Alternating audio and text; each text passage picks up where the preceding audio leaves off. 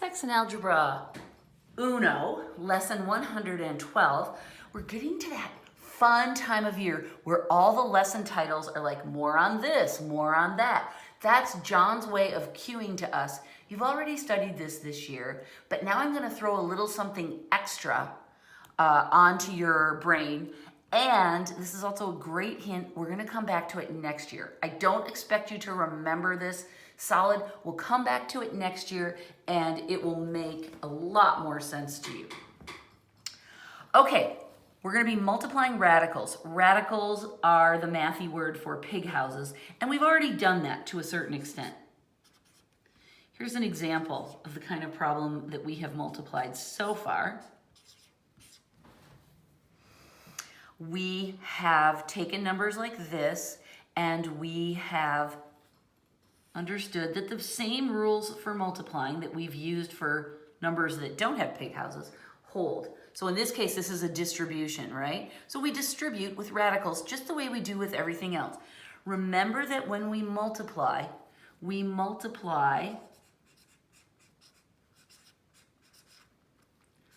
wolf to wolf and pig to pig. Remember that the pigs are what are inside of the radicals, aka pig houses, and the wolves are numbers that are outside the pig houses, because you know what? Not by the hair of my chinny chin chin are the pigs going to let the wolf in. So the wolf is on the outside, pig is on the inside. So when we multiply wolf to wolf, pig to pig. We do not multiply wolves to pigs. So the first multiplication we have here is a perfect example. You're a pig, you're a wolf, so when we multiply you two together, you stay in your own places. This one is pig to pig, so we copy the addition just like regular distributing. This becomes square root of 36, right? 3 times 12 is 36. Beautiful. And then for our last step, we look, can we simplify this at all? This is just a plain 3. Nothing's going to simplify out of that. Square root of 36, we know though. 36 is a perfect square.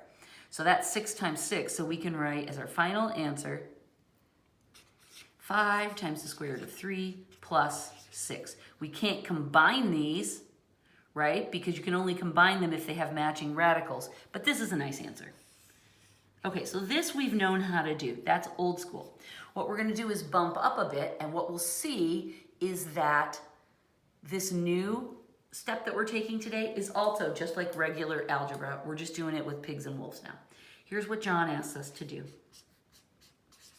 And P.S. there are 4 examples that we're going to work through today. John asks us to multiply, and then this is what he writes.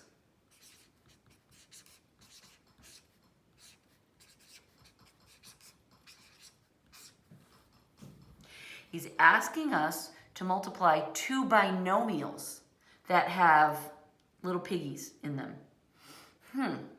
All right, well, how would we do this if these were, like, say, x's instead of these? We would do the dance, right? We would stack them, and then we would let the girl dance for both of the boys first, and then we'd let the other girl dance with both of the boys first, next. That's exactly what we do. So what I'm going to do, this is the way John writes it in the book. Remember, you can copy it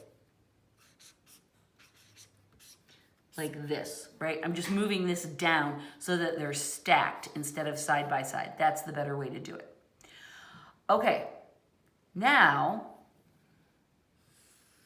let's multiply. 3 times 2 is 6. 3 times square root of 2, that's a wolf and a pig. So all we can do is that. Now we'll multiply these. Now this doesn't seem to match, right? This is going to be 2 square root of 8. That's different. So I'm going to write it down. I'm not going to write it underneath. I'm going to write it over to the side. And then the last one, 8 times 2 is 16. Okay, so there are our multiplications. Up and over, over and up. That's the dance, just as we've been doing it forever. Imagine the dust motes in the sunshine in the air. That always helps me remember what to do. Okay, now that looks like an answer, but it's not, because we have some things we can simplify. Remember that whenever we have radicals, we look at the number inside the pig house and we break it down looking for pairs of pigs. If it's a perfect square, that's easy.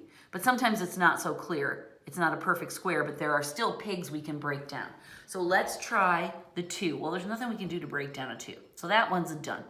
What about the 8 though? 8 we know breaks down into 2 times 2 times 2. So I now see a pair of pigs. So we're going to take a 2 out and we're going to multiply it by that 4, and then there will be 1 2 left behind. So let's write that much. 6 plus 3 square root of 2.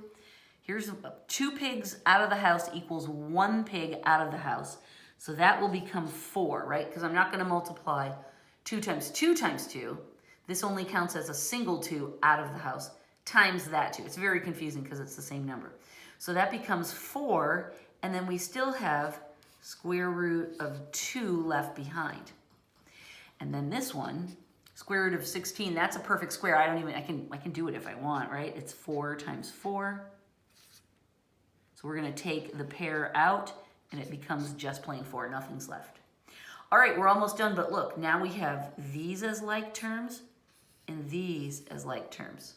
So we can add them together, 10 plus 7 times the square root of 2. That's how we say that. Listen to me. 7 times the square root of 2. That's how we say that. Yay, that's the right answer. Okay? Beautiful. Next one. 112.2. Oh, that looks nice, doesn't it? I love when the example numbers make fun little patterns. I know. All right, multiply. Again, John has 2 binomials written side by side. I'm not going to do that. I'm going to copy the first one. I'm going to leave off the parentheses because the second one I'm going to write underneath it. Okay, as I write it, I'm thinking to myself, wolf to wolf, pigs to pigs, don't forget to simplify. 2 times 4, that's 8. 2 times square root of 5, okay, that's a wolf and that's a pig. So I have to leave it as is. Now, we're multiplying these 2, right? She had her turn to do both. Now it's her turn. We multiply by this boy first. That's minus 8. We multiply the wolves, leave the pig. So it's minus 8 square root of 5. And then this one will be minus, right? Minus and plus. 1 wolf is a 2. And then the pigs make 25. 5 times 5 is 25. I know that's a perfect square. I know I'm going to simplify it out, but I'm doing one step at a time so I don't go crazy.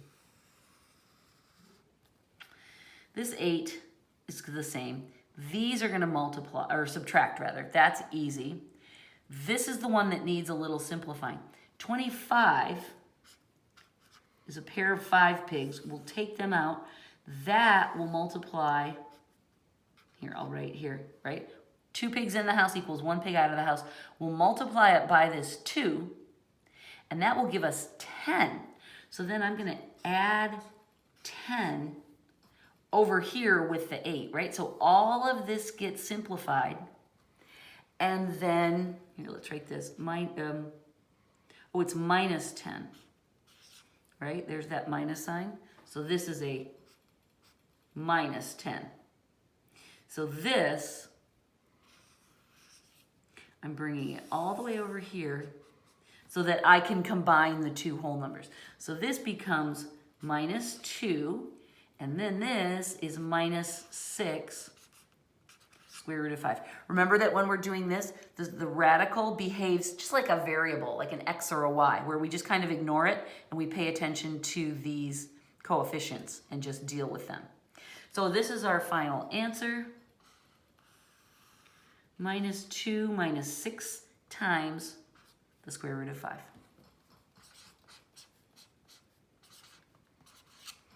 One, 1, 2, 3. John tells us to multiply again. He gives us 2 binomials. He writes them side by side. I'm going to stack them. I don't need the parentheses.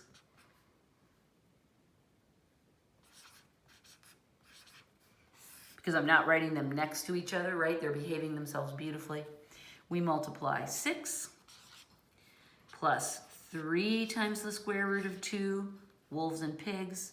Now it's her turn. These are wolves, so we're going to multiply those, and that becomes 4 square root of 2 plus, this is going to be 2 times the square root of 4. The square root of 4 we know is 2. We can write it out like this. So we're going to bring this 2 out, and we're going to multiply it by this 2. It equals 4. It's positive 4, so we're going to bring this over and write it here. Right? Combining the whole numbers. And our final answer is 10 plus 7 times the square root of 2. And that's the right answer. Yay! Okay, one more. This problem I'm going to write out in a way that you don't need to as a student, but I want to show you exactly the way it's delivered to us. This is 112.4. Sun is trying to come out. I can tell because it's making more and more of a shadow across my page. I like cloudy days when I'm recording videos because then I don't have weird shadows on my page. Okay, John tells us this. Expand, and then he writes this, which looks horrifying, but don't worry.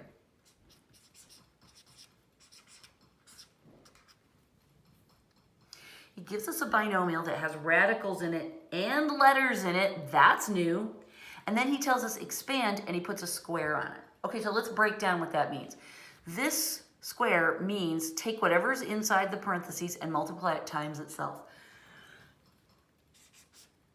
Square root of 2x plus square root of 3y times square root of 2x plus square root of 3y.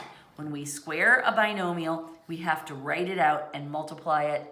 We have to do the dance. We can't just square that part and square that part. Isn't that tragic? I know. Life would be so simple if we could just say, oh, let's square those individually. No, we have to do the dance. Okay. Doing the dance with radicals and letters is okay. We just keep our heads about us. Square root of 2 times the square root of 2. We're multiplying the pigs. Well, we know anytime you square a number and put it in a pig house, you get that number back, right? Because the radical sign and the square cancel each other out.